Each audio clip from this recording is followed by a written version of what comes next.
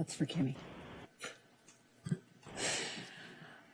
All right. We're going to go ahead and get started tonight.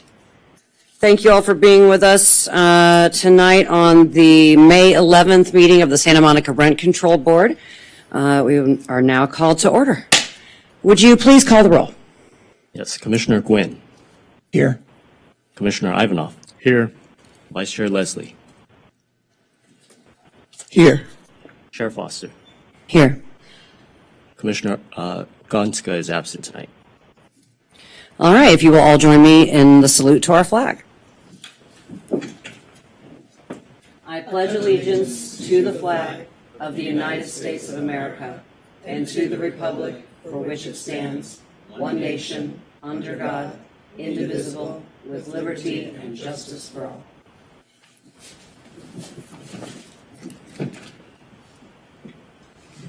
All right, we're going to hear from our general counsel now with a report of our closed session from April 13th.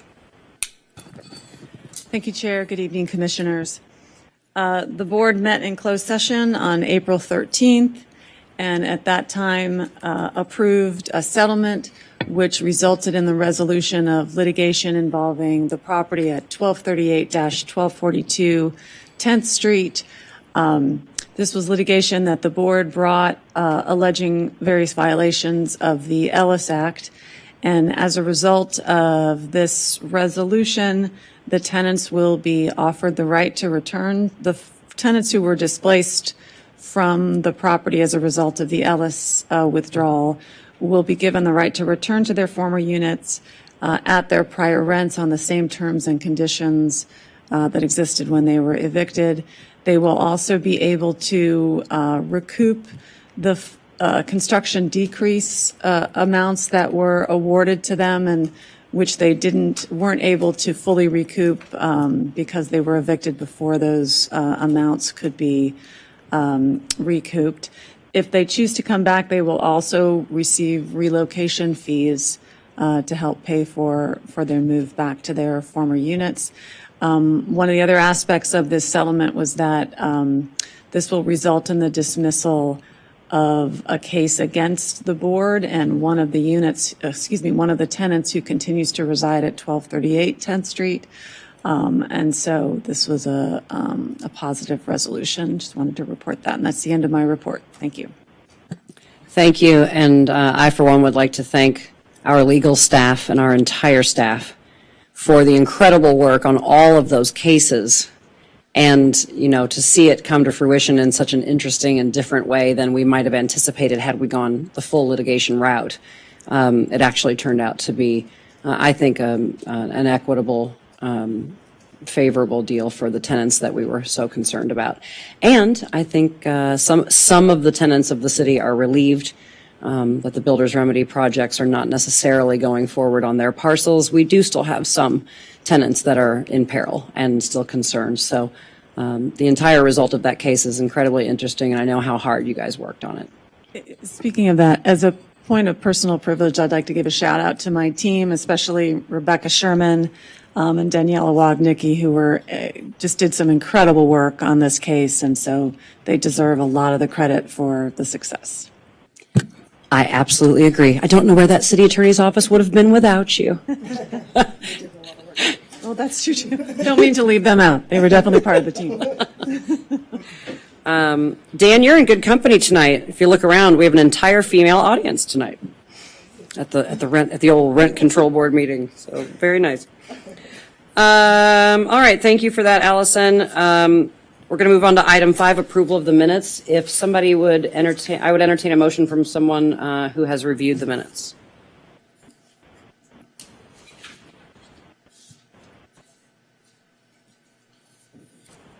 I'll move that we approve the minutes of the meeting of April 13th. Second. We have a motion and a second. Can we call the roll, please? Yes, Commissioner Ivanov. Yes. Commissioner Gwynn. Yes. Vice Chair Leslie. Yes. Chair Foster. Yes. Motion carries. All right, that takes care of the minutes from the last meeting. We'll now move on to item 6, called special agenda items. We get to hear from our esteemed Executive Director, Tracy Condon. Well, thank you. Good evening, commissioners and members of the public who have joined us. I have just one announcement tonight, and it's a little different than what I normally say, but May is Asian American and Pacific Islander Heritage Month. And as part of the city's efforts toward creating an inclusive and diverse and equitable workplace, several affinity groups have been established. One of those groups is CAPE SM, which is the Coalition of Asian and Pacific Employees of Santa Monica. And two of our staff members here tonight, Haka Mordezai and Alvin Ho, are participants and leaders within the group. I wanted to share with you that last month, Board Secretary Ho was invited on behalf of CAPE SM to be one of several speakers at the Venice Japanese American Memorial Monument commemoration at Venice and Lincoln Boulevards.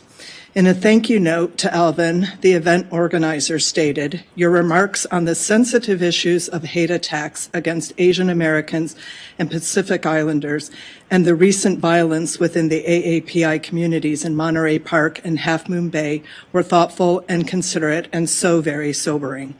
It was a really extraordinary event, and I was very happy to be there and proud to hear Alvin's sensitive remarks. There is a slate of events scheduled throughout May to celebrate the contributions of the AAPI community, from a council proclamation this past Tuesday night, to book discussions, to the return of the very popular Rhythm and Spice event in front of City Hall on May 23rd. I'd like to ask Secretary Ho to take a moment and tell the board and the community about that upcoming event. Mr. Ho. Yes. Thank you, Executive Director. So the City of Santa Monica is going to be celebrating AAPI Heritage Month with the lineup of events that's featured on the city's website. But I really wanted to highlight this public event that you see on your screen here. It's the return of the Rhythm and Spice lunch event that takes place here at City Hall. It's going to be on Tuesday, May 23rd from 11:30 to 2 p.m. And it's going to feature food trucks and performers for just a taste of a few of the cultures under the AAPI umbrella. This entire event was staff-driven, staff-led, and it was a work from our hearts, and we really hope to see you all there. Thank you. All right, and then I just wanted to also mention that the board's next meeting will be on Tuesday, May 23rd, which is an unusual night for us, but Tuesday, May 23rd at 7 p.m. It will be at the Santa Monica Institute, which is right here on the City Hall campus, and it will be a budget study session for fiscal year 23-24, and then there will be a public hearing set for that at the June 8th meeting. So just a reminder. Thank you. All right, thank you for those announcements. All right, we've come to the point in the night where we hear general public comment. I don't have any requests to speak up here on the dais. Do we have a late chit? If you could please give it to Mr. Ho, and he'll bring it up for us to consider.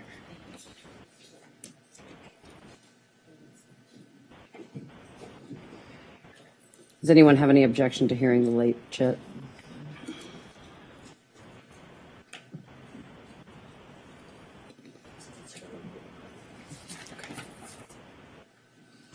All right. We're going to allow the late chit, no problem. Can we please hear from Randy Pollock? You can approach. 5 minutes. 3 minutes. Yep. So, and if public comment's limited to 3 minutes. Okay. Okay. Do you want me to go here? You come on up to that green microphone, and whenever you're ready. Okay. Hello. My name is Randy Pollock, and I'm a realtor in Santa Monica. I do a lot of work at the Sea Colony on Ocean Park, Nielsen Way, and Sea Colony Drive. And my mother actually sold them all when they were first built. And so I provided a paper that showed that the building was exempt from rent control. And so I'm here to inquire, because I do a lot of rentals there, what they are. When I called the city today, they said I needed to talk to the rent control board to see what are their restrictions on renting, because I don't want to do anything against the city, but I thought that they were exempt from most regulations as far as the rent control board. And they said the rent control board determines everybody's rental. So I'm here to inquire, and I brought you the piece of paper that I had from 1979 that said that they weren't rent control. Well, thank you for coming. You can definitely take this up with staff and not with us five directly. But maybe Mr. Costello could walk you out and exchange a few words about your next steps Okay. in finding out. And we'll absolutely help you Thank you. establish the status of your buildings. Thank you very much. Thanks for coming. All right. Seeing no more public comment items or requests, we're going to move on to the jurisdictional items. The first of which being 10A, an exemption for a single-family dwelling at 1924 20th Street, applicant in Payan owner. Does anybody want to make a motion related to this, since we have a lot of other larger cases to get onto, or you want to hear a staff report? All right, let's hear a staff report on this item.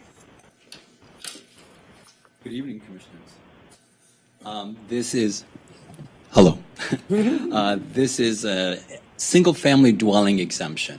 And as you may recall, this kind of exemption is a permanent exemption that's granted to a single-family dwelling if the owner can prove that they've lived on the property for 2 consecutive years as their principal residence. And the property in question, 1924 20th Street, is a single-family home. Title records confirm that the applicant is the property's sole owner, and he does own another property in Los Angeles County, but he provided evidence that he actually has leased that property, and he provided utility, financial, and government records that show that he, Mr. Payan, has lived on the property for at least 2 consecutive years. For that reason, staff recommends that the board approve this exemption application and grant the exemption. All right, and we have no request to speak on this item. Any discussion? It seems to be a pretty straightforward case. In the case of a single-family home exemption, I would entertain a motion. I move that we adopt the findings of facts and conclusions of law. All right, is there a second? Moved by Mr. Ivanov and seconded by Ms. Leslie. And may we take a roll call vote, please? Yes, Commissioner Gwynn, Yes. Commissioner Ivanov, Yes. Vice Chair Leslie, Yes. Chair Foster. Yes. Motion carries. Motion passes. All right. Moving on, we have 3 items to appeal tonight. We're going to start with item 10B1, case U-0111. This is a reopener. This is 220 San Vicente, Unit 206, William David's tenant. And I did want to say that for the first time, since the COVID changeover of our hybrid meetings, we do have a remote participant due to a special accommodation that met the standards of the request. And so Mr. Davids is going to be participating over the phone for his comments and any queries we have of this party to the appeal. So we'll start with a staff report. Certainly. Commissioners, in the original construction decrease petition that was filed in this matter, many tenants, including Mr. Bill Davids, alleged construction impacts from multiple construction projects that occurred in this property for approximately 4 years. And after extensive hearings, the hearing officer issued a decision that in Mr. David's case, granted him slightly over $30,000 in rent decreases, which allowed him to withhold his rent for approximately 2 years. Tenants and the landlord appealed that decision, and the board affirmed the decision, denying appeals from both sides because substantial evidence supported the hearing officer's decision. One thing for which Mr. Davids was denied a rent decrease was his allegation that noise from newly installed air conditioning condensers was a construction impact. The new condensers had replaced an existing older generation of condensers. The hearing officer found that Mr. Davids had complained about noise from the condensers long before their replacement, and that it was not an impact of the construction, such as construction noise or dust, that would entitle Mr. Davids to a rent decrease in a construction decrease petition process. And the board affirmed that finding on appeal. Rather than taking a writ or the denial of that appeal, Mr. Davids had asked the hearings department to reopen the matter to consider new evidence that he claimed would prove that the condenser noise was a construction impact. And the hearing department granted his request to consider the new evidence. And the evidence that was considered in the reopened hearing consisted of emails from building and safety staff in which they state that they did not find that noise from the condensers violated any building codes or health and safety codes. In fact, the inspector stated that it sounded normal and he had no concern with the level of the noise. The hearing officer also reviewed a video of the condenser noise in the garage. And the noise and that video was consistent with the observations of the inspector in this matter. There were also photos submitted of how the condensers were distributed, and there was also testimony from the landlord's agent related to that. And she said that while the greatest cluster of condensers are underneath Mr. David's unit, there are other condensers under other units, and the condenser had been installed in accordance with manufacturer specifications, the recommendations of the contractor, and with the approval after inspection by the Department of Building and Safety's inspectors. Mr. Davids there was also reiteration of testimony from the original hearing that condenser noise had been a long-standing complaint of Mr. Davids years before the new condensers were installed. And that also that the many new market rate tenants in the building significantly used air conditioning more than previous generations of tenants had. Given this record, the hearing officer found that Mr. Davids had failed to meet his evidentiary burden of proving that condenser noise was a construction impact. And substantial evidence supports that finding.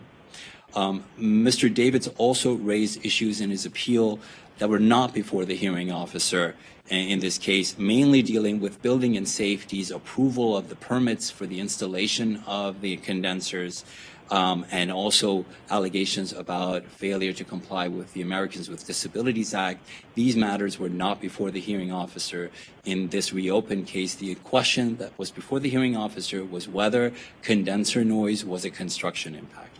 Because the board reviews this matter as an appellate body, it should affirm the decision if it is supported by substantial evidence in the record, even if the board may have found differently had it been the finder of fact.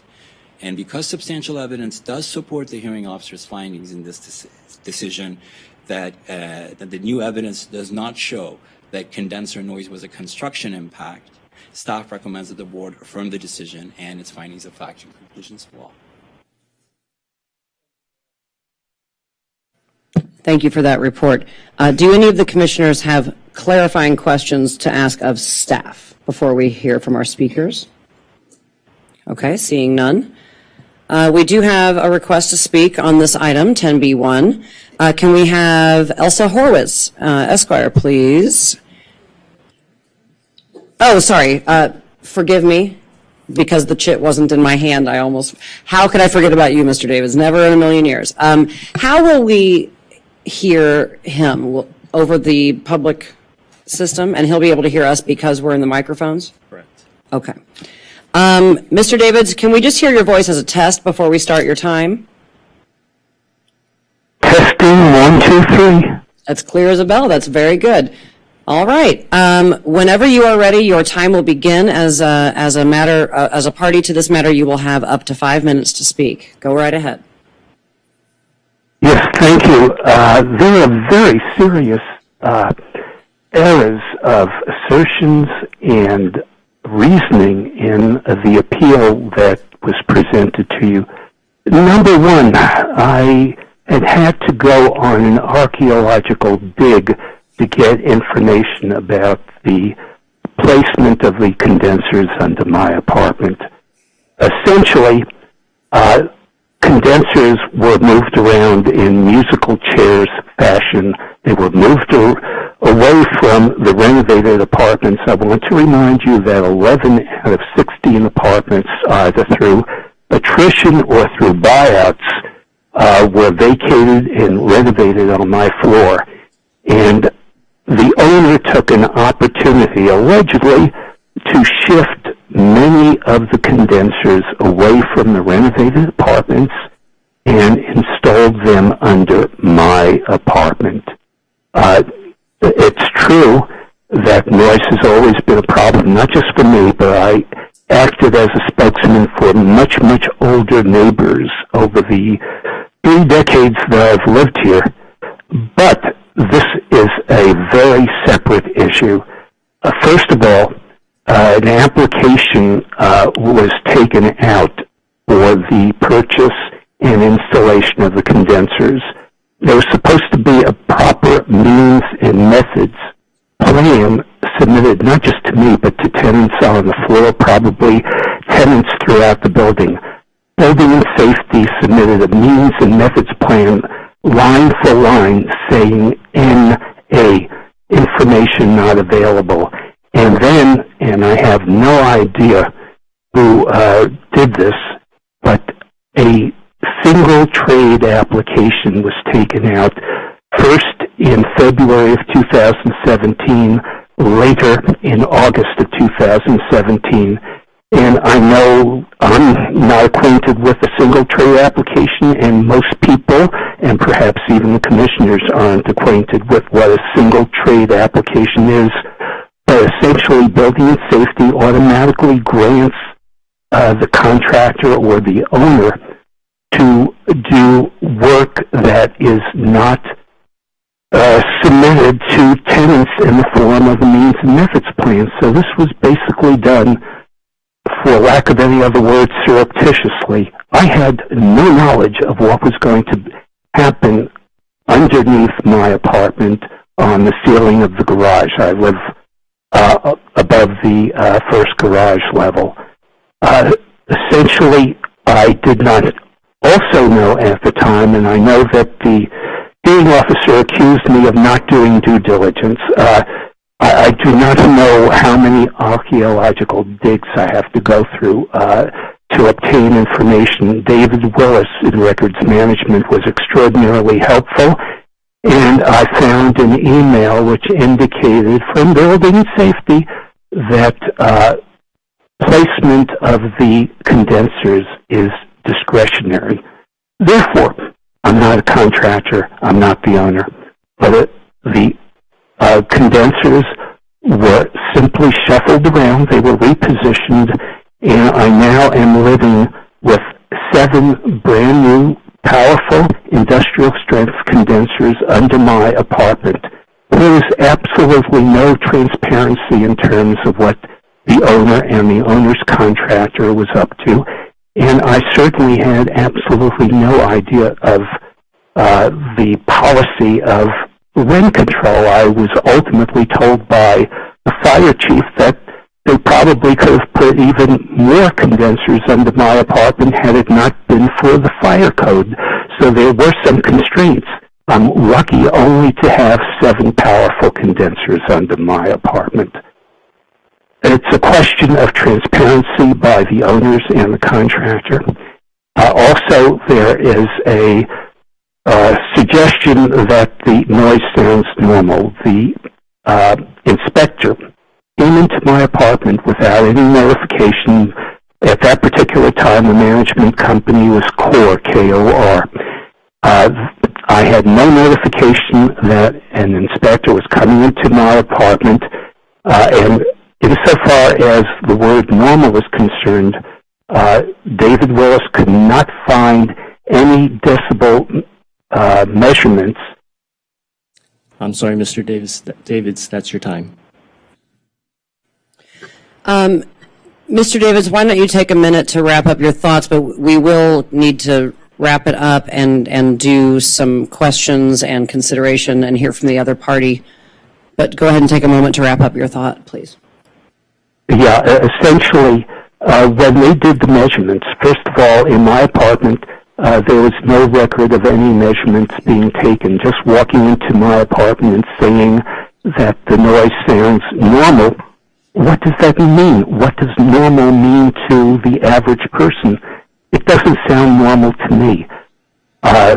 Essentially, the inspector also did not record the number of condensers that were running under my apartment, and that's a very unpredictable thing. Was one condenser running? 3 condensers? Who knows? There's no information put on the city server that David Willis could locate. Also, Building and Safety has never wanted to measure the aggregate noise, the cumulative noise coming out of the condensers under my apartment or throughout the ceiling of the garage. Mr. David, thank you so much. That Sure. Thank you so much. Please stay on the line. I'm thinking Commissioner Gwynn, do you have a question for Mr. Davids, or that your request is for the? Does anyone have any questions of Mr. Davids? Mr. Davids, I actually have a question for you, and I'll save the rest of my comments for discussion. As you know, I have followed this case closely and many aspects of things at this building closely, but for tonight, we're limiting our discussion to the grounds of this appeal only. Is it correct? Did staff advise you that there were other petition processes that you might have used rather than reopening an old case? In all honesty, Tracy Condon advised me that there was one other aspect to pursue with rent control. I was just aware of one other aspect. But apparently within rent control and within the city of Santa Monica, there are very few tools that I could pursue to achieve any kind of justice insofar as what I consider to be a construction issue. No, I feel you've answered my questions. Thank you so much. So please hold on the line. We are going to hear from, now forgive me, Elsa Horowitz, Esquire, counsel for the respondent.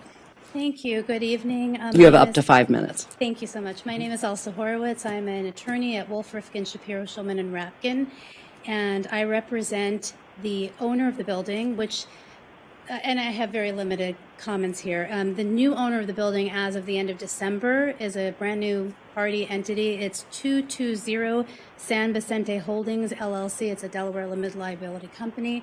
I cannot comment on what has happened with construction or the past. I have read through as much of the records as I can, and the staff report made total sense to me, and we are just here to answer any questions we can answer from here moving forward.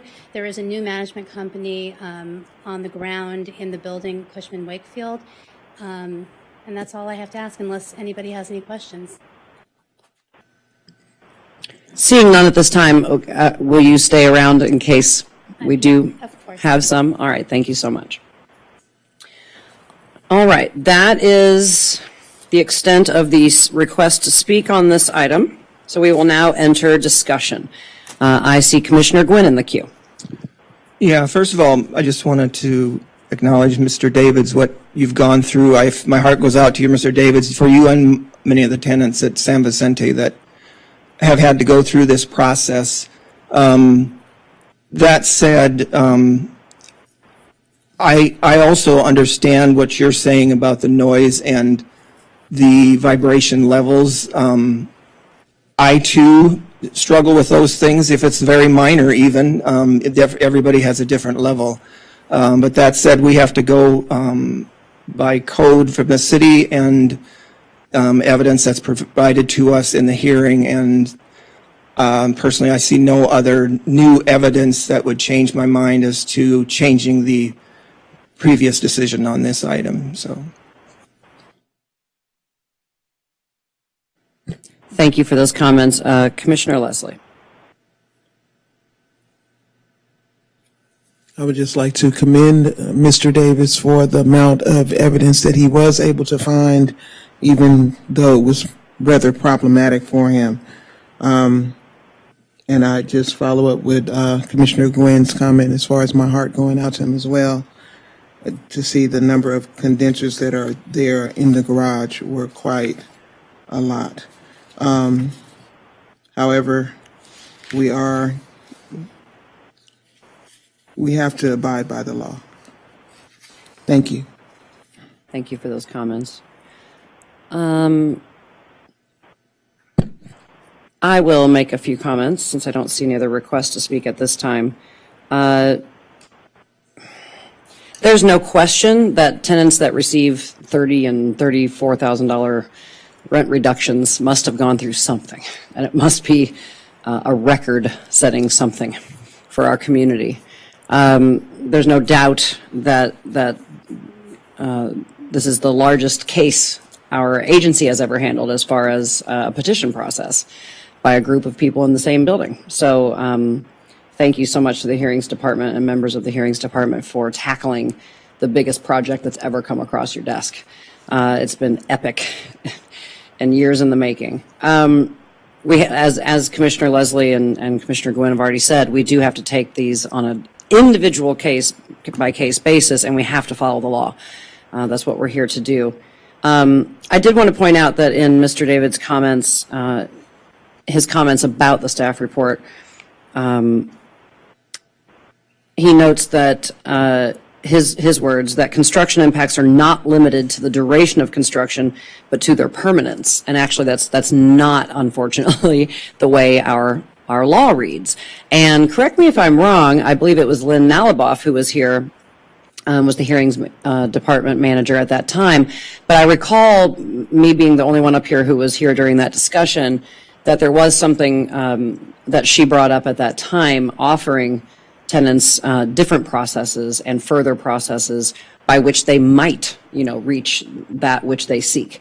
But that this wasn't necessarily the best way to do it, was by reopening an old case that we had already affirmed the hearing officer's decision on. So I hope that the tenants of 220 and any other tenants in the city who might be listening and who have concerns, staff is here to help owners and tenants administer this law, and these are the processes that we have. And I would also say they are among the best, not only in the state of California, but in the nation, in protecting tenants as best we can. And it's ever adapting and changing, but that we strive to apply it in the most fair manner possible and to the fullest extent possible. So while I too have incredible empathy for what people have gone through, I wish this was Law and Order or Perry Mason or something, but it's not. It's the Rent Board of Santa Monica. We have our charter. It has a narrow definition and focus. And so I share the sentiments that I've heard expressed up here. Would someone like to make a motion on this item if there's no further discussion?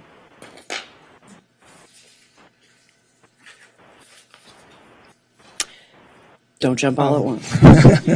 I make a motion that we deny the appeal and affirm the facts, the conclusions of law and facts and findings and conclusions of law. Second. All right, we have a motion and a second. Will you please call the roll? Yes, Commissioner Gwynn, Yes. Commissioner Ivanov, Yes. Vice Chair Leslie, Yes. Chair Foster. Yes. Motion carries.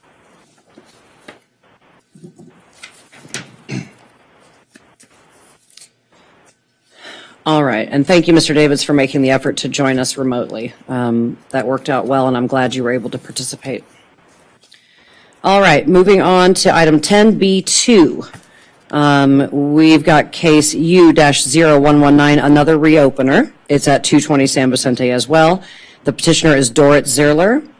And may we please have a staff report? Certainly, Commissioners. In the original petition in this case that I mentioned in Mr. David's appeal, Ms. Zierler was also a petitioner, and the hearing officer granted her almost $40,000 in decreases in that matter that allowed her to withhold her rent for approximately 2 years. In this matter, the Hearings Department granted a reopening of Ms. Zierler's petition to consider alleged claims of inadequate construction management and impacts from a repiping project, these impacts having occurred after the close of record in the original petition, which was the basis of the reopening. The hearing officer reviewed the evidence and found that the evidence supported rent decreases for dust, water shutoffs, and displacement. As detailed in the staff report and supplemental staff report, the decreases that she granted for these items take into consideration the extent to which these impacts made her unit uninhabitable, reduced housing services, or substantially interfered with the occupancy of the unit. The hearing officer denied rent decreases for conditions that were not supported by the evidence, and Ms. Zerler has appealed the decision, arguing that she should have gotten decreases for conditions denied by the hearing officer and higher decreases for the conditions granted. The board reviews this matter as an appellate body, as in the other case, and if substantial evidence supports the decision, then the board should affirm it, even if it would have decided differently had it been the finder of fact. Because substantial evidence supports the hearing officer's decision in this case, staff recommends that the board affirm it. Thank you. Do we have any questions for staff on this report? Yeah, I just have one. Okay, Commissioner Gwynn? One clarification question on a case like this.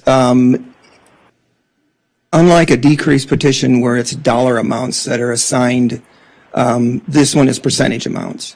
So in the case of example, in this particular petition, in this decision, there are three different multiple things where percentages were given. It's possible that all three of those could have fallen on a single day, and say those percentages all added up to more than 100%.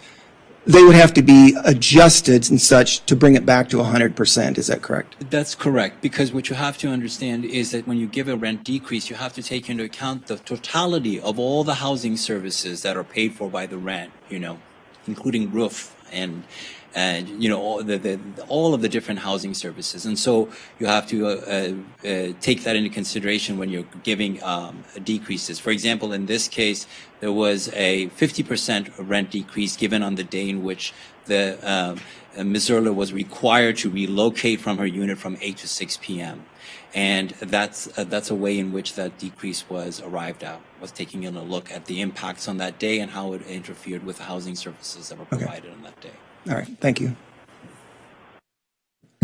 Okay, seeing no more questions for staff, we'll move on to our parties who have requested to speak. We will hear first from the appellant, and after her, we will hear from Ms. Horowitz again. So, Ms. Zerler, you can approach the mic, and you have up to 5 minutes to speak, please. Hi, I was not aware I have only 5 minutes, so I'll try. I'm very nervous, so I'll try to do Okay, take your time. Thank you. I'll put a stopper, timer.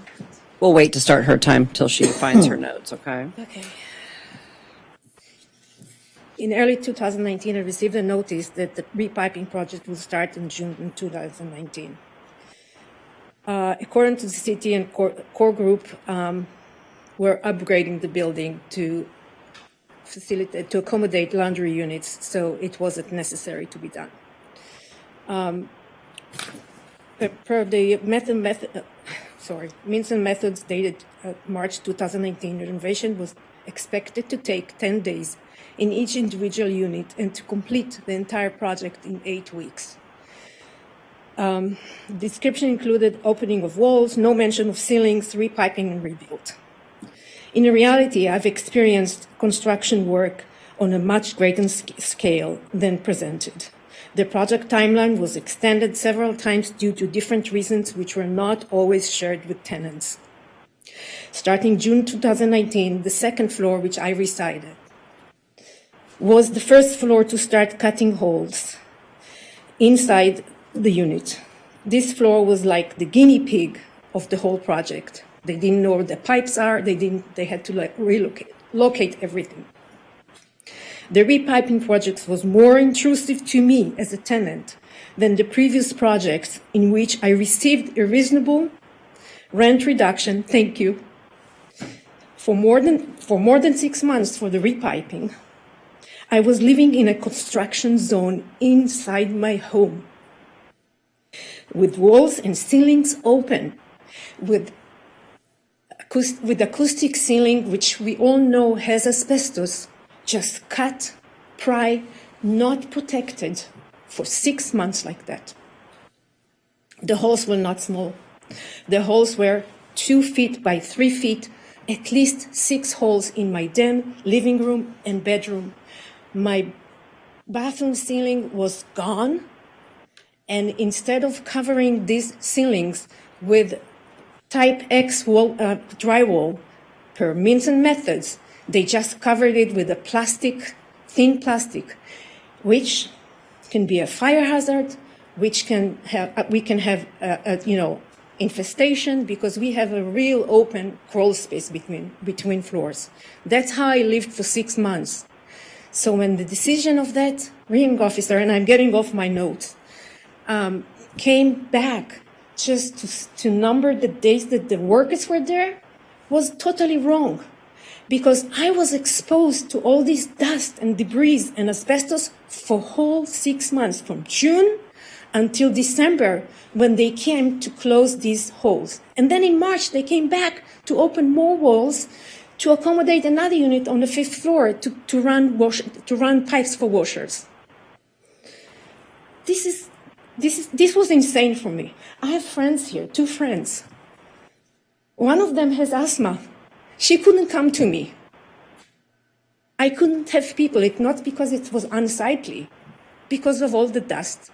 So I don't know what kind of an evidence do I have to bring, other than just maybe I should have carried all these dust and debris in buckets and bring it over here, but I didn't do it. The only evidence I have is photos that I took when it happened, and I presented it at the hearing, and I presented to you last Monday.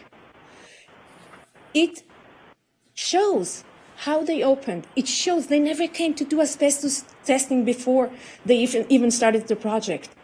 They did not disclose to us if we have asbestos or not, which we do know, because in August, some of us tenants, very frustrated tenants, went and did what we needed to do to get our own independent asbestos test, which came back positive. And that's how we were living. So I feel insulted that the hearing officer and the staff report granted me $908 for 6 months of suffering like that.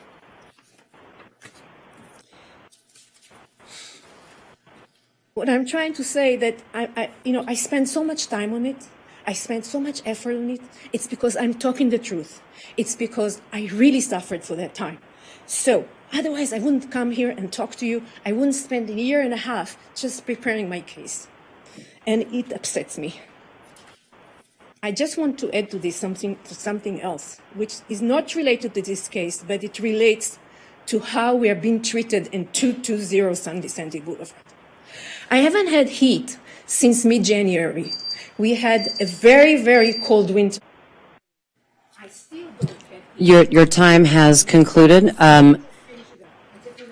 And please try to limit your remarks. I will allow you to finish up your thought. Take a breath. Please limit your remarks to the matter before us in this appeal. Okay. I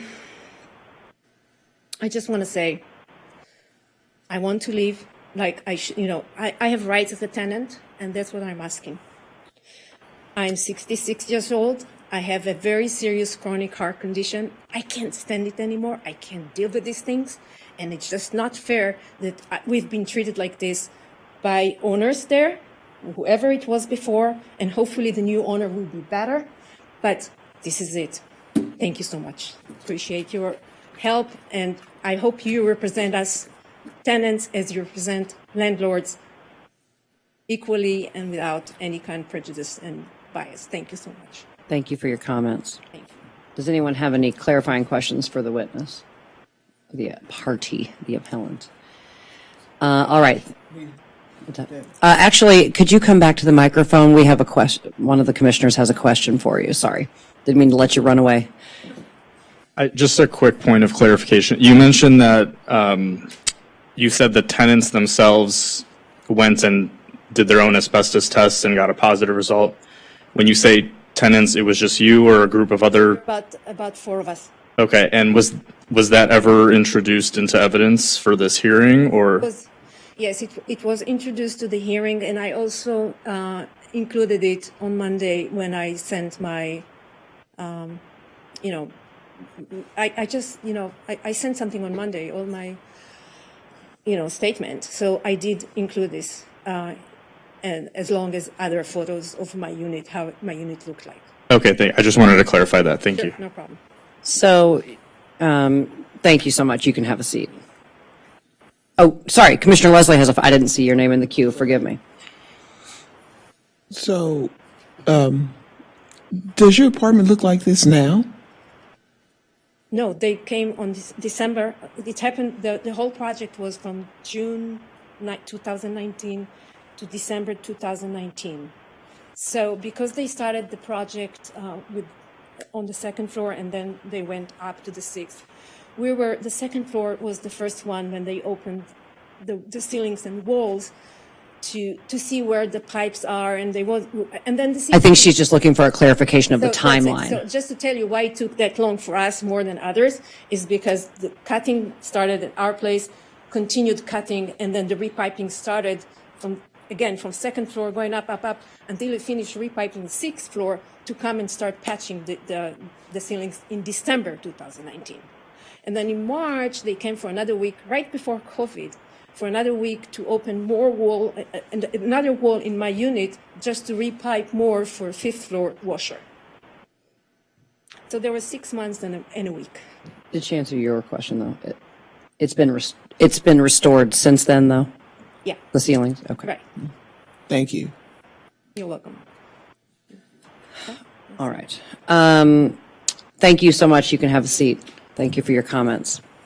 All right, we will now hear from Elsa Horowitz. And you have up to 5 minutes. When you get started, no rush. Thank you. Good evening again. Again, I represent the new owner of this unit, of this building, 220 South San Vicente Holdings, LLC. They've been the owner since December of 2022.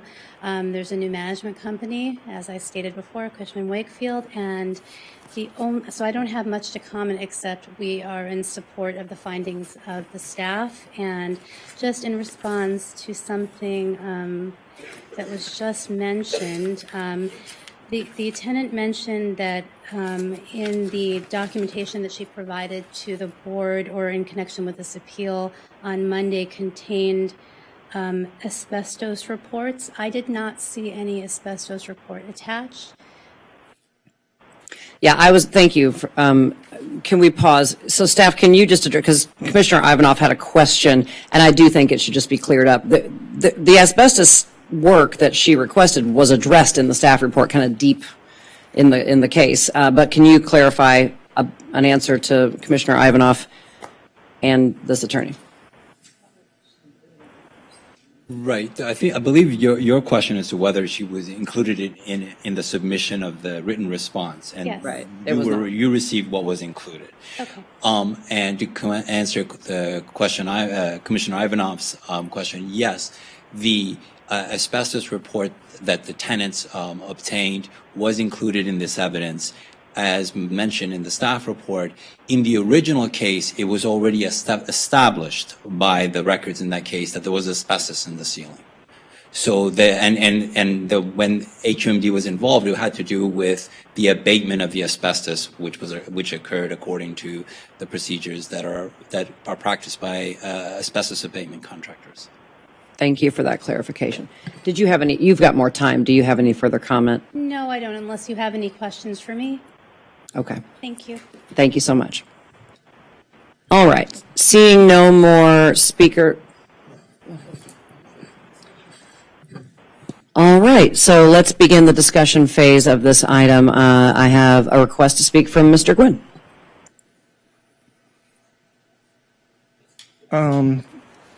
Thank you, Chair Foster.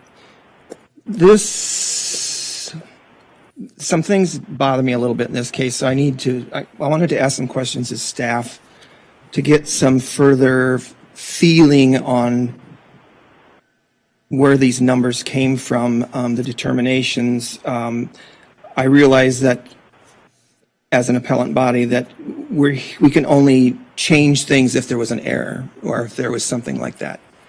However, I think in this case, I need some clarification to find out if I feel there was error. And there's two of these that I wanted to bring up. And the first one has to do with the dust issue. And can you help us with page numbers if you're going to make Yeah, I'm going to reference? be on page 16 Of of which the report? Of the original staff report. 16? Yes. And I'm just talking about the rent decrease. Of hearing of Of this. this hearing officer's decision, I'm sorry, yes. Exactly. Give us all just a moment to catch up with you. Okay. Okay, another rent decrease. In this case, the hearings officer gave a reduction of 15% of the rent selected. The reasoning is spelled out there why she came up with the 15%.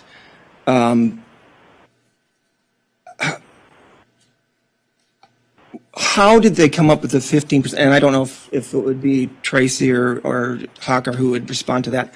How did they come up with the 15%? And you can say this here, but what would entail 75% then? If this was only worth 15% because of the level, she had to clean up after herself, according to testimony. She had to do this. If it wasn't for that, we don't know what she would be living under. So I guess I mean, why such a low number on such a wide-ranging scale? Why not closer to the 75 as closer to the 10? And I don't know which staff member. So staff can decide amongst themselves whether Haka or Tracy Medidub would like to, our hearings department manager would like to address the commissioner. Microphone, please. Thank you so much. So the basis in which they, what they have to take into consideration are the factors that are outlined in the regulation, which is the extent to which the evidence that's presented shows that these impacts made the unit uninhabitable or reduced the housing services or substantially interfered with the occupancy of the unit. And they take that into consideration in proportion to the totality of the housing services. And in this situation, be given the fact that the evidence that was presented was what was presented, and the mitigation measures that were taken, as well as what the evidence that was not presented, the evidence didn't show the issue of dust on days in which the workers were not in the unit. That's the basis on which the hearing officer came up with the 15%. And I don't like that answer, I'll be honest. Right in the report, it says here that this. Can you make a reference? And it's the same place. It says this amount was selected because while some mitigation steps were employed, and this is the hearing officer talking, this is not the tenant, or employed, the level of dust left in Ms. Zerler's unit at the end of each workday was significant. And to me, again, is significant would mean on those particular days, it was closer to 75 than 10 for some reason in my mind. Why, how can it, I get where you're saying it has to be taken in totality of all the other amenities and situations and that, the evidence presented in that. But I'm struggling to figure out what would entail a 75% then. I just struggle with that. Just one comment on that. The word significant. If the impact were not significant at all, the decrease would be zero because the regulation requires that the impact be significant in order to get anything, in the analysis. So I don't think I can, or, anybody but the hearing officer themselves can give you a direct answer as to how they came to that percentage, but you have to look at the evidence presented first and mitigating factors, the overall services, and then you look at the various, components required by the regulation. So, I can't give you any more specificity. And I assumed that was going to be the case, where it was going to be a case of taking this into consideration as they did. And is there, and I should have dug in this to more further, that's great grammar, further, to determine were any of the as I mentioned before in my question about combining the percentages, were any of these days on the same days as others were given, such as the decrease? I have something I think might assist our this talking point and all of us. There's a table that staff alerted me to toward the back of the packet, and it's called, the page is not numbered, so forgive me. It's near the back of the packet. It's the third to last page, the back of the page, and it's called Table 4.1. And at the top, it's called Table 4. It looks like this. Oh, okay. Yeah, I was right there. And it gives the dates. It breaks the number of days. It doesn't give exact dates of each day, but it does break down what the hearing officer ascertained were the representative number of days of each category. Okay. And I found that very helpful.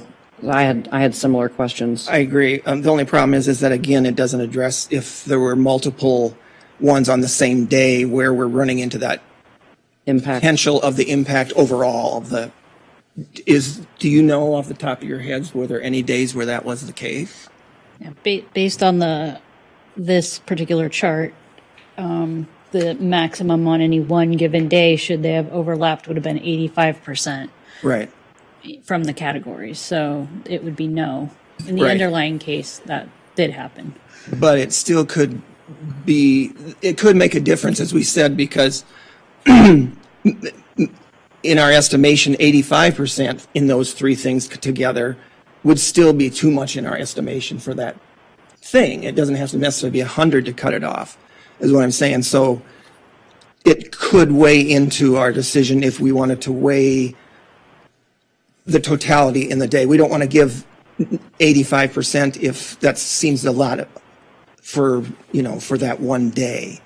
I'm not saying that it shouldn't be, but I'm just saying that could weigh into it in a decision. But so I'm going to leave that one where it's at right now, and then others can bring in on the discussion. But I'll bring up my other one, and then I'll let the other commissioners talk. And that has to do with the displacement amounts. And there was one day when Ms. Zerler was given 50% because it was a mandatory situation where she had to leave her apartment, if my understanding. Right, from 8 to 6 p.m. And then there were other days where she was granted a 30% reduction because it wasn't mandatory. They of course allowed her other facilities to do her work from home, that type of thing. Again, I'm going to read on page 27 of the hearing officer's decision. Hold on, let us get page 27. Catch up with you here. All right. And this is in the second full paragraph, about halfway through. And it says, it starts with the days on which workers were in her unit resulted in a de facto displacement of Ms. Zerler for a period of the day. To me, de facto means essentially it was all but mandatory, if it's a de facto displacement.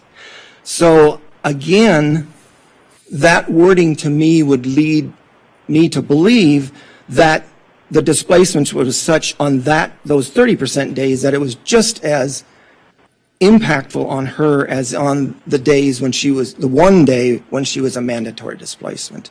So that's another one where I have an issue in the percentage that was granted for her on those days when she was displaced but not given a mandatory displacement. And again, I'd like to hear from other commissioners about their feelings about that particular item as well, and whether or not it's 50% was right or 30% was right on those two different things, or too much, too little, or whatever. I just would like to hear some more from the other commissioners to see how they feel about it.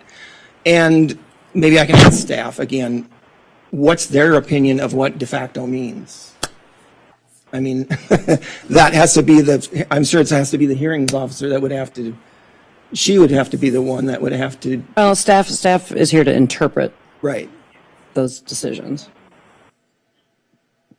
I can certainly respond to that. I think, there's a difference between any kind of mandatory anything and an optional anything, even if it does result in what we would consider de facto, you have to, you leave because you feel there's no other choice, but that's your feeling. An outside entity is not telling you, you must do it. So words aside, Right. there are two different things going on. Okay. All right, I appreciate Okay. that. So anyway, I'll leave it there, and I'd like to hear from other commissioners on this. May I just offer? Please, counsel. Just a couple of considerations while you look at these decisions. As you're grappling with this, consider why you're grappling with it. Part of your role as an appellate body is to determine if the hearing examiner's conclusions were reasonable. Not necessarily if there's a clear error, you're looking for that also. But you also want to be careful that you're not substituting your own, what you would have done as the hearing officer for the hearing officer's decision if what she has decided can be considered reasonable under the circumstances. There's a fair amount of discretion here. And so if there is an interpretation that supports what she has concluded, then as the appellate body, you want to affirm. Thank you for that. Commissioner Leslie. So, as I was looking at the dust and the abatement of the asbestos, I was wondering if at any point in time were her kitchen, any area taken into consideration? Because you have to be able to cook as well. And if there's that amount of dust there, you can't cook for fear of eating asbestos as well. So I was just curious, was that taken into account when they did these percentages? Well, on the day in which they cut into the unit is the day that they actually required her to relocate. That's when you actually cut into the ceiling, and then you abate that's when the asbestos is dangerous, is when you're cutting into the ceiling. And then if you remove it, then you have removed the danger at that point. So the other issues that then come up that are dust or something are separate and apart from that. So she wasn't to be in the unit in the day that the asbestos abatement was actually taking place. That's why she was required to relocate, to set up all of the things that they need for that. I think he's suggesting that the dust came from a different source, or that a quantity of the dust came from other parts of the cutting and other parts of the ceiling than the part of the ceiling that yields asbestos was abated the day it was cut, is what the staff report said, and it's what I hear Haka saying. Okay. And still, even if it's not asbestos, still the dust, there's a sanitary issue, and that contamination of being consumed if you were to cook in the kitchen. I would wonder if that was taken into consideration.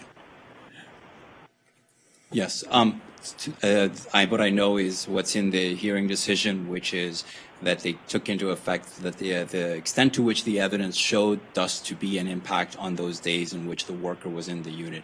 And that's the basis on which the hearing officer came with her decrease. And I'm trying to say this without any type of emotion. So she would have been better off is to not to clean the dust when the hearing officer came out. Is that what I'm hearing?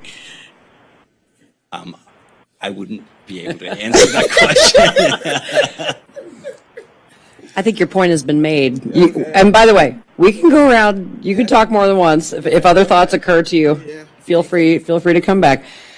Commissioner Ivanov. Yeah, I just want to drill down on this asbestos issue again. And this is just for my understanding. So on page 2 of the supplemental staff report. Let us catch up with you just for a moment. Sorry.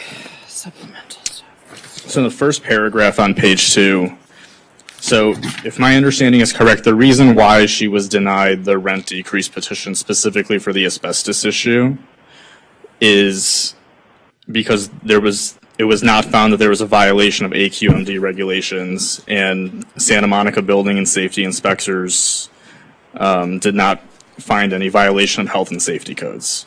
Correct. As a petitioner, you bear the evidentiary burden proof, and you must prove your case. And so, because there was no evidence that anyone had cited the owner for violating the health and safety codes, there was no basis on which the hearing officer could grant a rent decrease for that. So is the issue that it's not enough for asbestos just to be present and for there to be a positive test to be a violation, but it has to be at a certain level to cause, health concerns, violate health safety codes? And so if I'm reading the report correctly, it was present, but not at a high enough level to cause health issues? It's not the presence of it, it's the disturbance of it.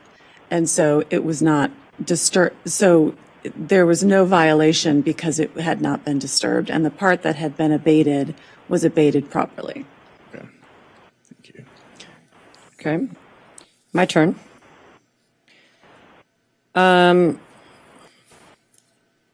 Okay, we've had some nice tight meetings so far, so I'm going to give myself a little latitude.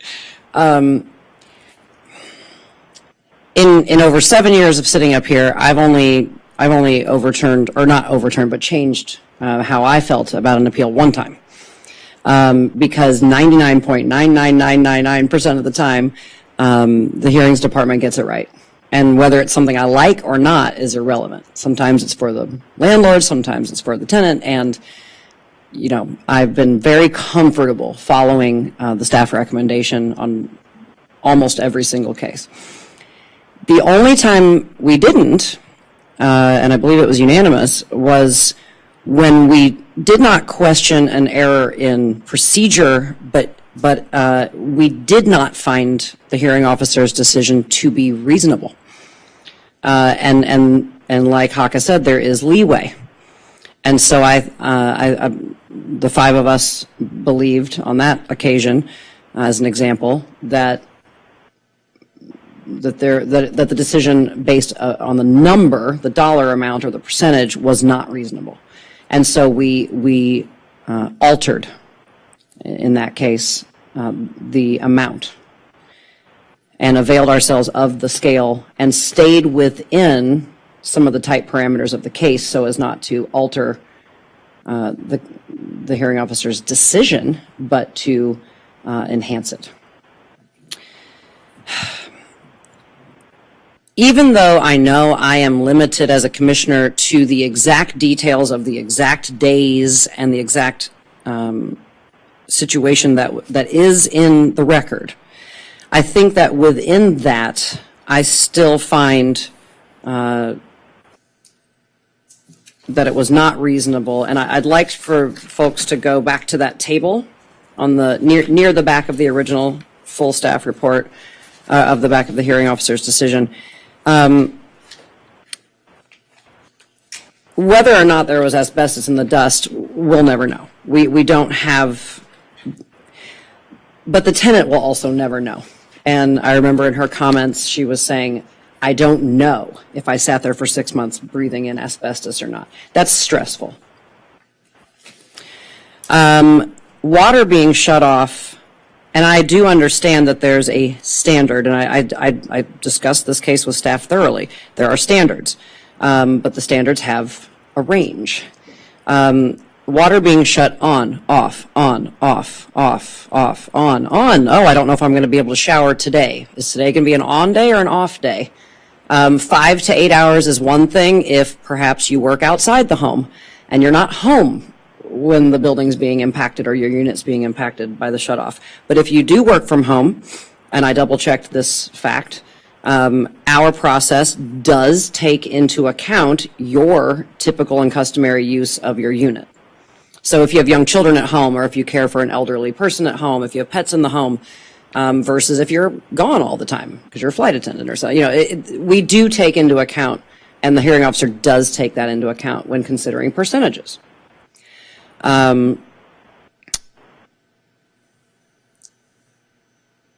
Also, even though the number of days impacted on this chart is a relatively small number of days in proportion to the totality of the timeline of the project, to not know which day you can flush your toilet in the next 12 hours or not is a big deal, and that's stressful.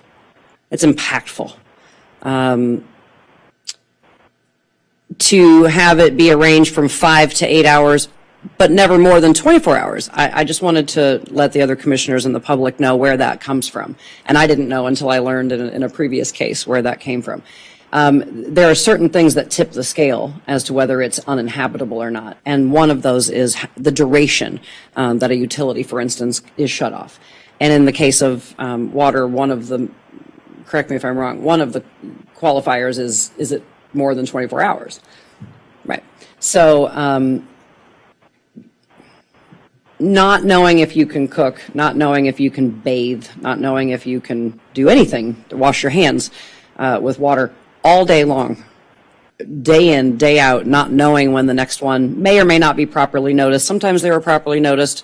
Great. Even if they were all properly noticed, it's unpredictable, it's way beyond inconvenient, and it's stressful. Dust. I have to admit, it was the first thing I thought of when both the appellant and staff did say that if the appellant had not cleaned it up herself, it would have lingered. That's a weird one. Like, it's hard for us to adjudicate that, or account for that. But to Lonnie's, to Commissioner Gwynn's point, had it been left, it would be days and days and days and days and days, covered in dust. And that, contractors are under obligation in means and methods plans to do reasonable site cleanup, at the end of each workday or throughout the duration of the project. It's just all of these, being displaced. If you work from home and you don't work outside the home and you're not gone for extended periods, I'm finding myself along Commissioner Gwynn's line of thinking that it's more reasonable to go to the higher side of the percentage options than the lower side. And I do understand that there are other features, the four walls, the ceiling, part of the ceiling, the floor, the doors, they functioned. I mean, I get that it wasn't literally and completely uninhabitable, but the photographs of furniture shoved against the walls, cushions stood up on their sides, mattresses up on their sides, covered in sheets of plastic taped to the carpet, plastic taped to the ceiling. I'm imagining myself walking through my home with plastic all over the floor and all of that covered in dust for 6 months. I understand, and I'm not suggesting to this body that I'm not suggesting we just willy-nilly change numbers or anything. I don't think that'd be a legal thing to do. However, even if we stayed within the number of days listed as being impacted, which I think is the safest, in my opinion, the safest path to entertain. And I'd like to hear from everybody else what they think. But if we were to do what Commissioner Gwynn suggests and find that the amounts awarded were unreasonable, then it's also, the four of you may or may not know, or three of you, it's our job to actually calculate in this moment what is reasonable. So the only other time we've done this, we did just bandy back and forth our opinions on those amounts. And staff is here to assist us if we need help with calculations. And we can always, if it's too complex, we can always move on to other items and come back to finish this item if staff needs time to help with any calculations. I'm not saying they will, but if we move for that.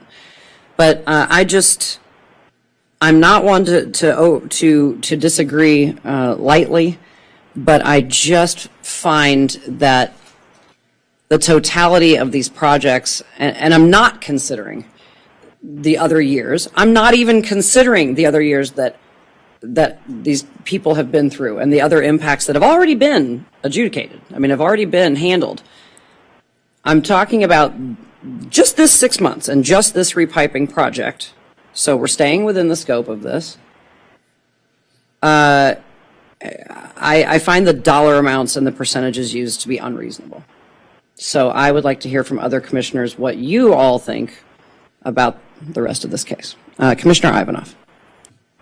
So I actually want to get Allison's thoughts on something specifically on this, because I really appreciated the comment you made about the reasonableness standard, right? Because I argue this standard all the time in my appellate practice and what qualifies as reasonable. I'm trying to figure out the best way to phrase this, but so if this was a situation where she was denied a rent decrease of any kind, right? And we saw all these photos of dust and, just all these egregious photos, impacts. That would obviously, in our eyes, that would be an egregious violation, that she did not get any relief from that. But if our fundamental disagreement with this issue is just the percentages, if we're saying that instead of 15, I think it should be 20, or I think it even should be 40 or 45 or whatever it is, if our only issue is calculating the percentages and we want to impose our own because we think they should be higher, are we violating our role as an appellate body, essentially, in the way that we're looking at this case? Are we imposing our own personal, preferences? I wouldn't say it would be a violation of your role. I think what you need to consider, though, as an appellate body, so I want to clarify a little bit what I meant by a reasonableness standard. So it's a little arbitrary to say, I don't think what she did was reasonable. That's not the standard. So when you're looking at the reasonableness standard, again, you're tethering it to the evidence that was before her. So if there is any evidence that supports what the hearing officer did, that satisfies the reasonableness standard. So again, the consideration that you're looking at is, even if you think the percentages should be different, does that amount to a substitution of your judgment for the hearing officer's judgment? And so that's the consideration before you. I can't sit here and tell you one way or the other whether what you decide is the correct. That's up to you all. So I'm not going to substitute my judgment for yours. But those are the considerations. So I guess my point is that the fact that we are having this passionate debate fundamentally shows that the decision is reasonable, right? Well, that's up to you. I mean, I think that's an indication of that, but that's something for you all to decide.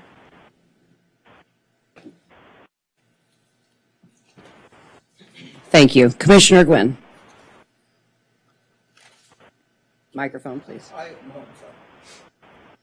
That was not the direction I was going to go, but now I do have a question. I need to have this explained more. Maybe Danny can explain how he feels that question is, because I sit in here thinking, what are we here for? Honestly. So at what point does our input become just our opinion, as opposed to that this was unreasonable in her calculation? And it's going to be our opinion no matter what involved in that to some point. But so how does our discussion of this then become a case where her final decision was proper? You can go ahead and just answer the commissioner. You don't have to enter the queue again. Yeah, well, I mean, to your point, why we're here, that's kind of the example that I was saying to Allison, is that if we were presented this exact case verbatim and the hearing officer had come out the other way and not awarded any kind of a relief, that in my eyes is an easy call to overturn that decision. And if we're just arguing about percentages, as much as I appreciated your point of view, and I'm very empathetic to that point of view, but I worry about how legally that falls into our role if we're talking about percentages. Because, and we've had this conversation many times before, right? If we alter the percentages and we provide even more relief, and then this gets overturned on appeal anyway in Superior Court. She owes it back. Right. And so that could end up being even more problematic than the current situation, right? So that's another consideration that I think we have to take into account. Did he answer your question, Commissioner Gwynn? Are you ready to yield, or you have more further thoughts? I just, yeah, and maybe as a layperson, it's a little hard to get your mind wrapped around that a little bit. But to me, and it's going to be in my opinion, no matter what, I felt that she was wrong in what she granted. Period. I just feel she was wrong in what she granted. Yeah. And so therefore, the only way we can remedy that is to change the percentages. Yeah. I mean, Commissioner Ivanoff, do you have a response? I just want to keep control of the a conversation. quick, I mean, actually, you can go. So. Oh, if you have a comment. Just a quick I mean, I was going to say, you know, I'm looking at this solely from the lens of an attorney, right, and really trying to abide by that legal standard. And I understand how that might be, you know, difficult to communicate. But that's just the lens that I'm looking at it from. So. Commissioner Leslie. And by the way, we are sitting in a quasi-judicial capacity, so we are not lay people at this moment in time. We, in fact, are not. As I'm listening to the discussion, and I have my own, not just opinions, but looking at these pictures and knowing what the amount of dust that this can spray around an apartment or a space, even what you don't see, particles and asbestos. I kind of lean to the side of Commissioner Gwynn and saying that I would go in the lean towards adjustment of the percentages. It shows a substantial amount of dust in disarray, very impactful within these photos, and sometimes tape just does not hold. That's just showing the parts where where it's adhering to the wall. When the wind blows or heat or anything else of Mother Nature will throw tape off. I don't care how strong it is. And that, I don't know if that's been taken into account. Can I make one suggestion? It sounds like part of what you might be struggling with is that you don't necessarily have enough information from the hearing officer as to how she arrived at these percentages. Is that fair? I mean, would it be helpful to you all to remand the decision and have the hearing officer expand or give a little bit more information, give a little bit more of her reasoning so that you can see how she arrived at these decisions, so that you can have a better understanding about her justification, and then that will help you determine whether or not she has met her standard, the standards that are set for the hearing officers. I would very much appreciate an opportunity to remand, if for one. I agree, because I think just based on what we see written by her, that's where it's her words that are leading me to this conclusion. So to have her expand on that decision-making process would be very helpful. I will say one thing towards this, and if we would, and this was to your point, if we would decide we felt even after then that we wanted to change these percentages or whatever, I would never want to add in more days. It would be just those days that I think that I would deal with, if that's what I was reading from you, Commissioner Foster, that we wouldn't expand the number of days involved. We would just give a larger percentage to those days.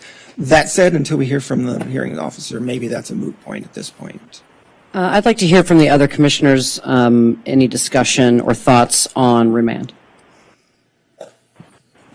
We have done this in the past, by the way, on seldom occasion. I'm in agreement. Commissioner Ivanov? I would be open to that. I think if that makes other commissioners more comfortable with arriving to their decision, I'm totally fine with that. So I will say one more thing about it. Thank you, Council, for the suggestion. I had forgotten that was a possible option, should a majority of us see fit to do that. By its very nature, an appellate body cannot and should not be part of an original case. So we don't know that this is going to be on our agenda. We don't know any of the details of the case until 7 days before tonight. So you've been living with this for years. The management and the casework, the hearings department, the staff have been living with this for a very long time. So please forgive us. I hope we don't seem that we are not doing our homework or not care. I think it's pretty evident that we've all spent considerable time conferring with staff about this report. I, for one, would feel much more comfortable having a little bit more information. You've waited this long. A little bit more time, I think, and a little bit more information would be in order.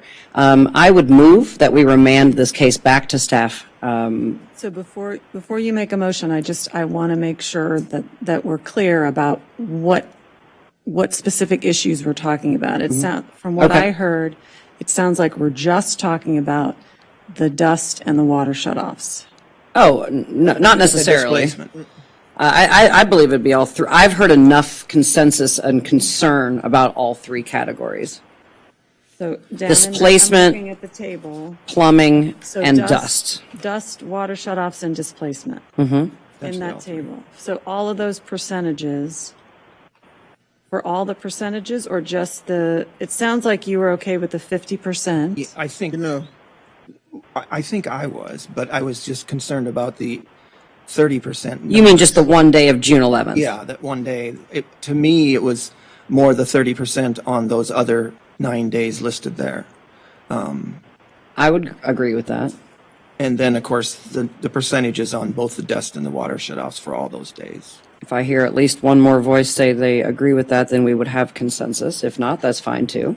So just to clarify, it's every percentage in this table except that one day in June where it's 50%. Mm-hmm. For your clarification. Thank you.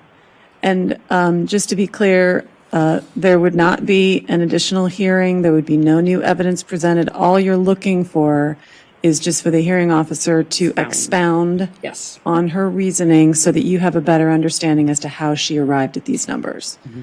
So you're not necessarily asking or expecting a change, or you just want her to understand her reasoning more carefully. Great. Absolutely. Just a more robust discussion. Yeah. So I will repeat the motion to remand this case back to staff, pending that report. Do we think, and I know maybe this is a crazy question, but do we think it'd be ready for next board meeting in June? No. Okay. Yeah, Tracy, what do you think? Whatever's a reasonable amount of time. Make every effort to make it happen. So we'll just say at the next possibility, and we'll keep the parties informed as to how that's looking in the next few weeks, as to whether or not it would be on. Well, at a minimum, 3 weeks from tonight, you would know if it's on the next agenda or not, because the entire public would know that. I can update you at the May 23rd meeting. Okay, very good. All right. Well, thanks everyone for their patience and for all the intense thought and diligence. It was. Oh, do we have a second? I have a second. Right Sorry, here. there was a question there. Second. Forgot to vote. We have a motion and a second. Can we please call the roll? Yes, Commissioner Ivanov. Yes. Commissioner Gwynn. Yes. Vice Chair Leslie. Yes. Chair Foster. Yes. Motion carries. All right. Thank you, and thank you to the parties. All right, moving on to the last appeal, item 10B3, 803 19th Street, L. Rodriguez, agent for owners. Owner appeals finding of excess rent and decision on tenant's excess rent complaint. I do have one request to speak. Let's have a staff report first, and then we'll hear from our speaker if they're still here. Okay, thank you, staff. Commissioners, Andrew and Michelle Ladd moved into their apartment back in 2010, and their lease that they signed said that the rent was $2,150, but the lease also stated that they would get a $100 discount during the first 12 months, and so that they would be paying $2,050. And the rent control law, the Santa Monica Charter, and the board's regulations are very clear that the initial base rent, which is the basis of all future MARs of a tenancy, is the amount that the tenant actually pays during the initial lease term, which in this case was $2,050. The record is very clear on that point. And so the hearing officer's decision, which is that the initial base rent was $2,050, is more than substantially supported by the evidence and is in accordance with the regulations and the charter. In their appeal, the landlord also argues that because they registered the amount of $2,150, that therefore is the initial base rent. However, that's not what the regulations state. The regulations state that if a tenant registers an initial base rent and there is an excess rent petition, that the hearing officer, as a threshold issue in that petition, must determine if that initial base rent is correct or not. And the regulations also state that if the landlord has not registered the tenancy in a timely manner, and a timely manner is 30 days after the commencement of the tenancy, then the burden shifts to the landlord to prove that the initial base rent that they registered is correct. Here, the landlord registered this initial base rent 10 years after the commencement of the tenancy, 5 days before the hearing on which that very issue was going to be litigated. Therefore, it was clearly not timely, and clearly the burden was shifted to them. And the evidence is clear as well that the initial base rent was $2,050.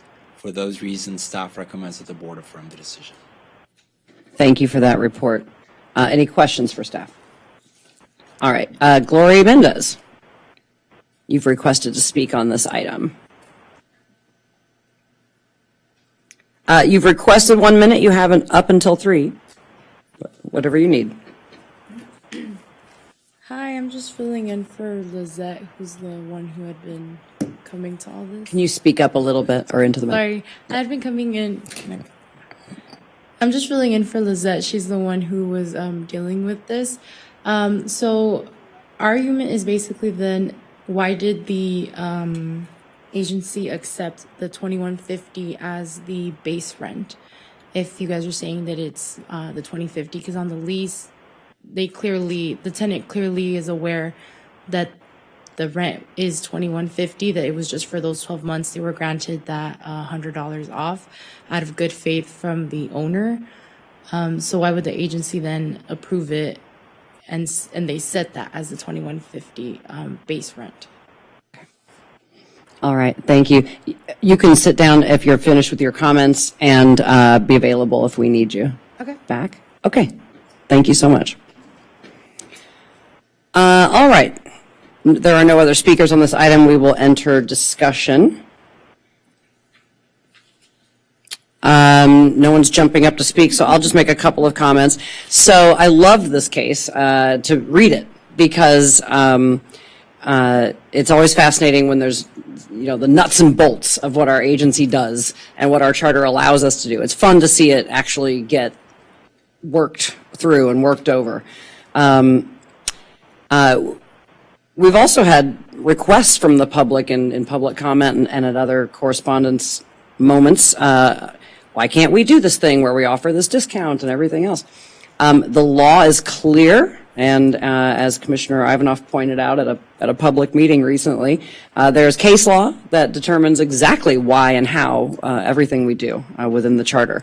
So when establishing a base rent, the law is very clear. It is the totality of the amount paid over the first 12 months. And nothing else was standing. Also, when a tenant or a landlord signs a form and turns it in, there's an assumption given that what they wrote down is what they're saying it is. It doesn't mean, though, that if it's challenged, that it's not going to be found incorrect. Just because there's an assertion that, well, just because you accepted it means it's true. Receiving it and accepting it are two different words, in my opinion. The form was received by our staff, and then when someone challenges it, then it's examined. And upon examination, it was not accepted. In fact, it was overturned and reverted to a different amount, which I think was crystal clear in the staff report. And I'm only sorry that the statute of limitations is 3 years on these cases, so that if a tenant is paying excess rent for 20 years, they only have the capability to recoup the first 3 from us. But of course, people are welcome to explore other legal options in this world, and that's always a possibility. Is there any further discussion on this item? All right, seeing none, I would entertain a motion on this item. I'll move that we deny the appeal and affirm the hearing officer's decision and the findings of fact and conclusions of law. That'll take you about 3 years to say that quickly. You got it. You got Todd it. and Steve never got it. So. They never did. In 8 years. I've messed it up too. Is there a second? Second. Oh. You can take it. Okay. All right. We have a motion and a second. Can we call the roll, please? Commissioner Gwynn, Yes. Commissioner Ivanov, Yes. Vice Chair Leslie, Yes. Chair Foster. Yes. Motion carries. All right. That case is complete. Thank you for coming. Okay, that's it for the appeals. We'll move on to item 12A, the announcement of the 2023 annual general adjustment and consideration of imposing a dollar amount ceiling to the 2023 general adjustment. Can we have a staff report, please? Yes. So by the terms of the charter, which was approved by the voters of Santa Monica, the general adjustment each year is determined by applying 75% to the change in the consumer price index from March of the previous year to March of the current year. This year, that change was 3.7%. So between March and March, the inflation rate had come down significantly compared to previous months. In fact, last year we saw that the general adjustment was 6%. But with this percentage change of 3.7%, we apply the 75% to that, and that calculation results in a factor of 2.775, and the charter provides that that amount is rounded to the nearest tenth.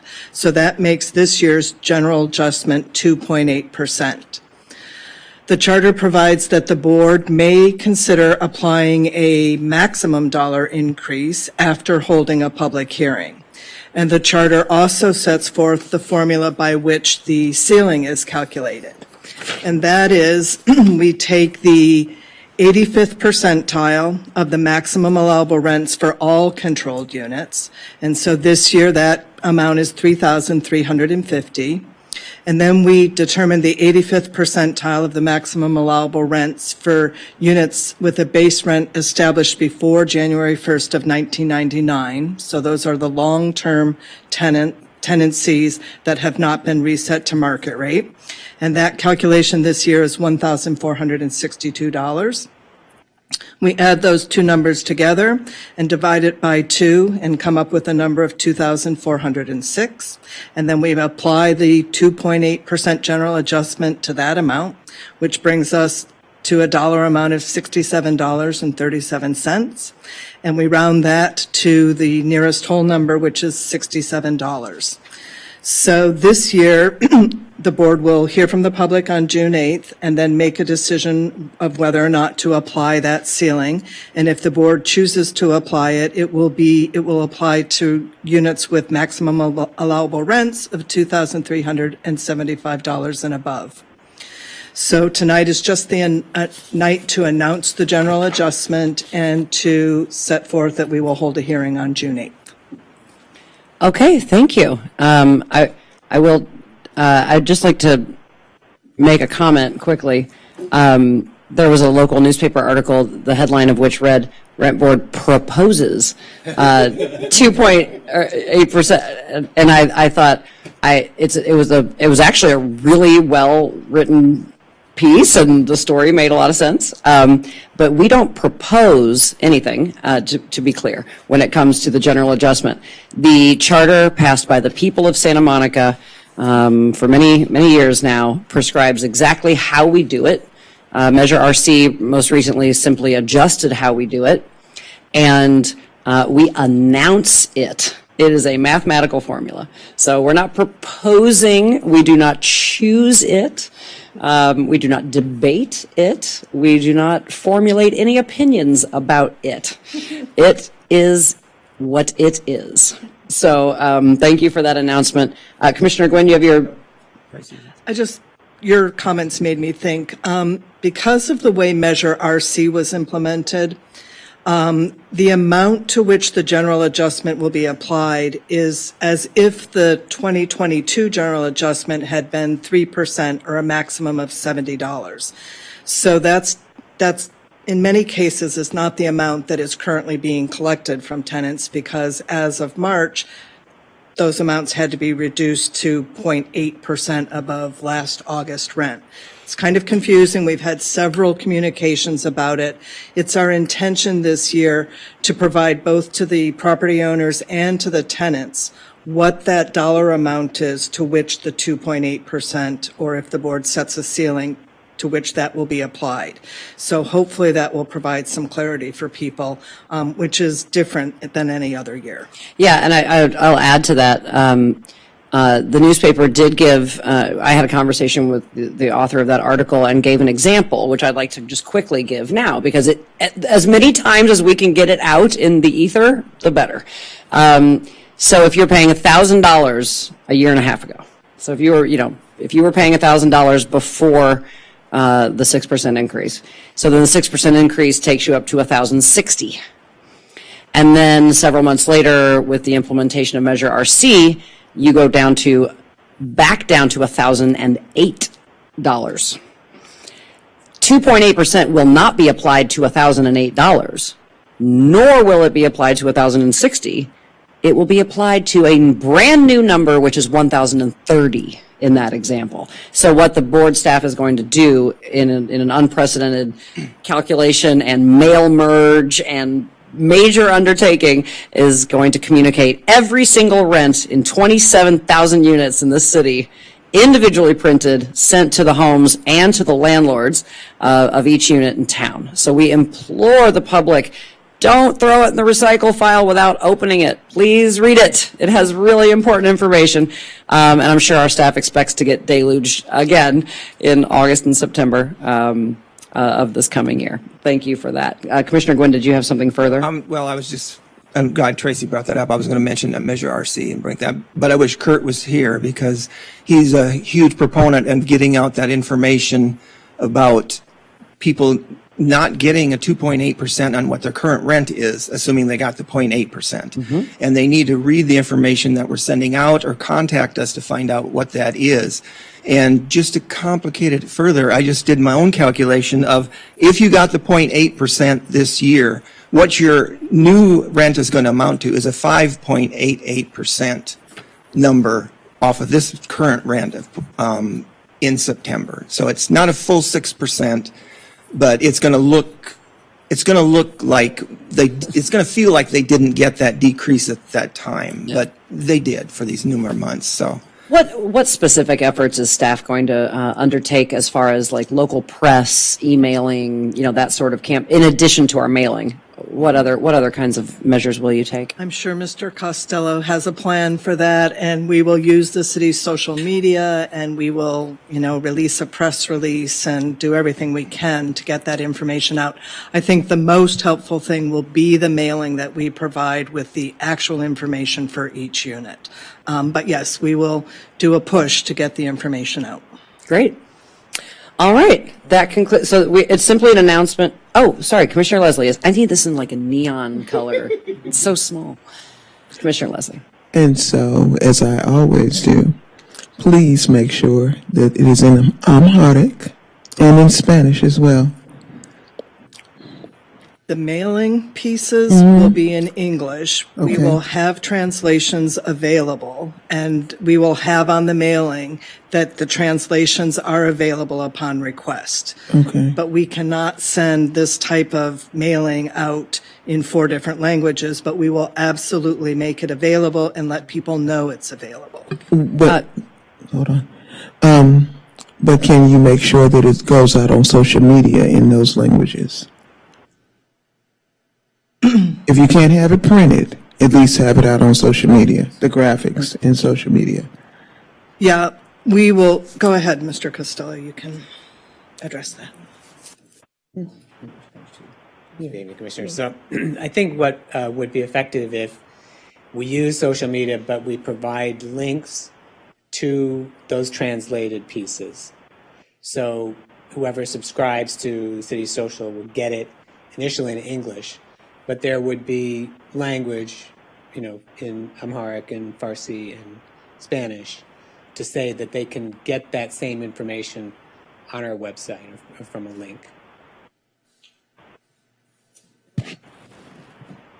So if you have graphics out, even because it's easy a way to translate it if you use like Google can translate, Google Translate can translate it for you. So it's not necessarily difficult. It's just to make sure that the word gets out, in their native tongue so they can understand what's going on. Right. Alternatively, we could have a long social media piece. I think some things are limited, like Twitter, you can't put a whole Or lot on Instagram. it, but, yeah. So, but we could have, a longer email, say, that has all 4 languages in it. But I think we have to look at what works better, but I think we could either, in any way, we will get it out in those languages. Okay. Another option, Commissioner Leslie, that we've used in the past to find constituent groups that we were concerned about, like for the POD program, for instance, we contacted through our advocacy as commissioners and staff advocacy, other clubs, other organizations within the city who specifically are known to work with groups that you may have a concern about this reaching. For instance, I will make sure Meals on Wheels will get paper copies of this to put in every, envelope, renter envelope if needed, as a suggestion. So if we're all familiar with groups, any of us are familiar with groups who could help distribute this through religious organizations or any civic organization. You're hitting all my wheelhouses. But what I'm concerned about are those that fall in between the cracks. Because, as you know, as life continues, some people become disenfranchised with groups. And what my concern is are those that have branched off to themselves or are not in those groups. I want to make sure that they get the word out and they're not blindsided. So, as we're pushing this information out, I want to make sure it gets to every nook and cranny. I'm sure we will all do our part. Commissioner Gwynn. Chair Foster may remember this. I think it was earlier in her reign that I object to the use of that. What do you mean? We used to actually send out the mailings in Spanish, and then we stopped doing that. And I was working at that time, so I remember the process.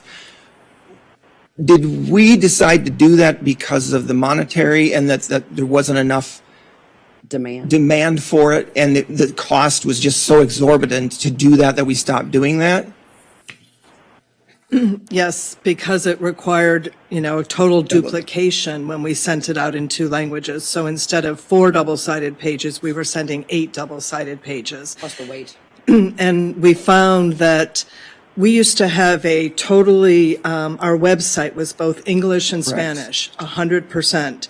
And there was not much use of the Spanish version of it. And so we found that it was more effective to put something in Spanish on our mailers saying that the information is available in Spanish, and then provide it by request. And we will do that either through a QR code or some way in each of those languages on the mailing itself, as well as in the social media. We will, and I appreciate very much, Commissioner Leslie, you bringing this up, because you've been very conscientious about this since you joined the board, and we really do want to make sure that we reach everybody, as you've said. What has been the request level from the Spanish-speaking community as far as how often do they request to have these things in Spanish sent to them? Is it very often? So we maintain a list of people who are interested in getting our newsletter in Spanish. So as soon as it's translated, it's mailed to them. Okay, good. Yeah.